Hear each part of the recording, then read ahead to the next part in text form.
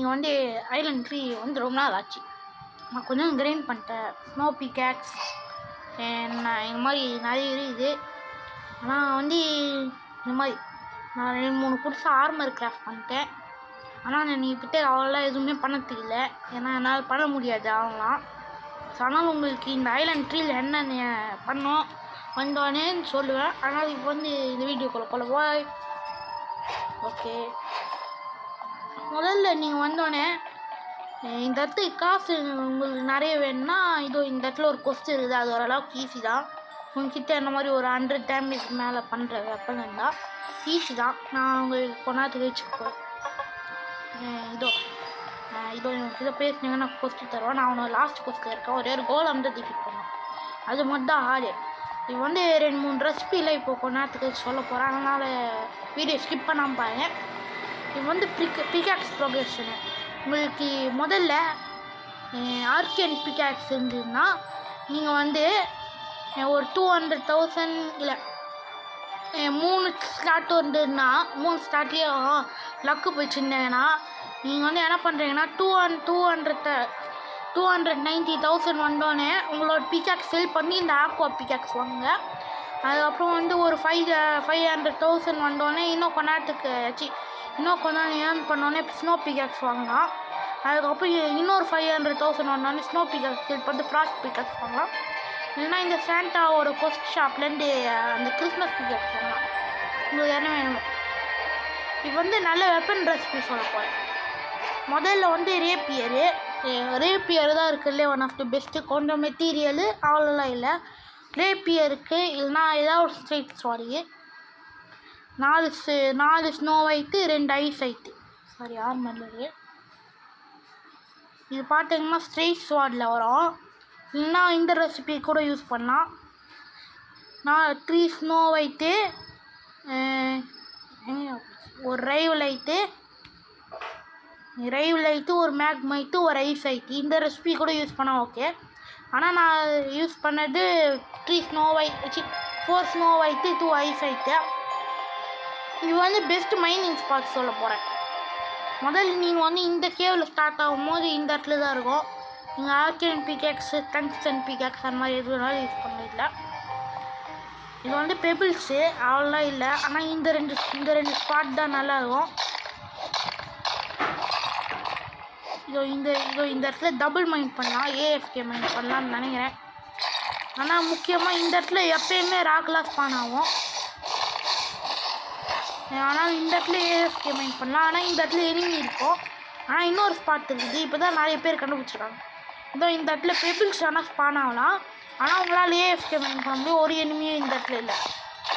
நீங்கள் இந்த மாதிரி மைண்ட் பண்ணிங்கன்னா ஒரு எனிமியும் இந்த இடத்துல இருக்காது. இந்த இடம் ஏஎஃப்கே மைண்ட் பண்ணலாம். அதுக்கப்புறம் நீங்கள் பவுல்டர்ஸ் இந்த மாதிரினா நீங்கள் வந்து அப்படியே மைண்ட் பண்ணினே இருக்கணும். ராக்கெல்லாம் மைண்ட் பண்ண அந்த இடத்துல ராக் இல்லைனா பெபிள். அதுக்கப்புறம் பவுல்டர் வந்துச்சுன்னா ஓகே பண்ணிக்கோங்க. இப்போதே இந்த பவுல்டர் வீடியோனால இந்த பவுல்டர் மைண்ட் பண்ணுற டைம் இல்லை. அடுத்தது இந்த கேவுக்குள்ளே இந்த பிரிஸ்மரின் ஸ்பைடர்லாம் உங்களுக்கு வேணா டிஃபீட் பண்ணலாம். ஆனால் இது அவ்வளோலாம் ஒர்த் இல்லை. ஏன்னாப்பா இப்போவே இந்த சர்வர்லேயே பார்த்தீங்கன்னா எல்லாமே ராக்கு தான். இந்த இடத்துல போல்டரில் ஸ்பான் பண்ணதுக்கு 100% சான்ஸ் இல்லை சொல்லப்போனால். ஆனால் ஓரளவுக்கு சான்ஸ் இருக்குதுன்னு சொல்லலாம். ஆனால் இந்த பாக்ஸ் உங்களுக்கு வேணுன்னா ஓரளவுக்கு டீசெண்டான ரிவார்டு பண்ணிடலாம். ஸோ போனால் அடுத்தது நான் பண்ணுற ஏரியா அடுத்தது இவன் இந்த இடத்துல எல்லா ஏஎஃப்கே ஸ்பாட்ஸுமே தெரிஞ்சுக்கிட்டிங்கன்னா இல்லைன்னா உங்களுக்கு என்ன ஸ்பைடர்லாம் பண்ணோன்னா இந்த இடத்துல போய் பண்ணோம். நான் அந்த இடத்துல போய் பண்ணது. அடுத்தது வந்து அப்பர் கேவ். முதல்ல இந்த கொஸ்ட் முடிங்க. இவன் வந்து ஒரு தீமன் ஐட்டு 3 ஃபயர் ஐட்டு 5 மேக்மைட் இதுன்னு வர சொல்லுவான். இல்லைன்னா வேறு மாதிரி கூட இருக்கலாம். இவன் கொஸ்ட் நான் முடிச்சிட்டேன்.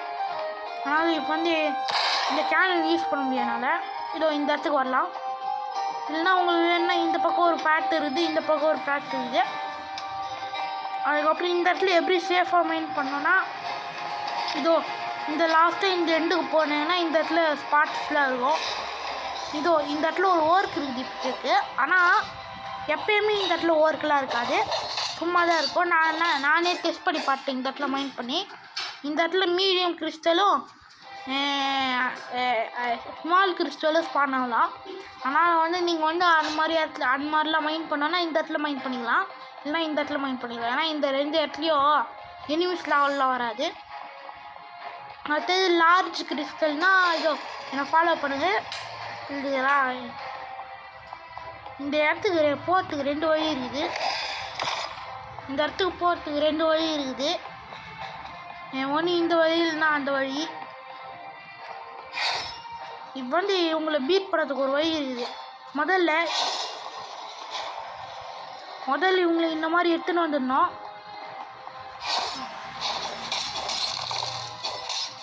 இந்த இடத்துல ஏதோ ஒரு ஹேக்கர் இருக்கான். இவங்களை வந்து பேசிக்கலி இந்த இடத்துல எடுத்துன்னு வந்து விட்டா இந்த மாதிரி சாரி இந்த இடம் இல்லைன்னா இந்த இடம் இல்லை இதோ இந்த இடத்துல எடுத்துன்னு வந்து விட்டு நீங்கள் வந்து அப்படியே டேஷ் பண்ணீங்கன்னா நோட்டீஸ் பண்ணாமல் வந்து அவங்களாம் அங்கேயே இருப்பாங்க. இந்த இடத்துல நீங்கள் ஃப்ரீயாக லார்ஜ் கிறிஸ்டல் இல்லைனா ஃப்ளோட்டிங் கிறிஸ்டல்லாம் மைண்ட் பண்ணால். அதுதான் இப்போதைக்கு இந்த வீடியோ டிப்ஸு. நான் உங்களுக்கு வந்து எல்லாத்தையும் காமிச்சிட்டேன்னு எனக்கு தெரிஞ்ச வரைக்கும். ஆனால் இதோட இந்த வீடியோ முடிச்சிக்கலாம். உங்களுக்கு பிடிச்சிருந்ததுன்னா லைக் அண்ட் சப்ஸ்கிரைப் பண்ணுங்கள். பாய்.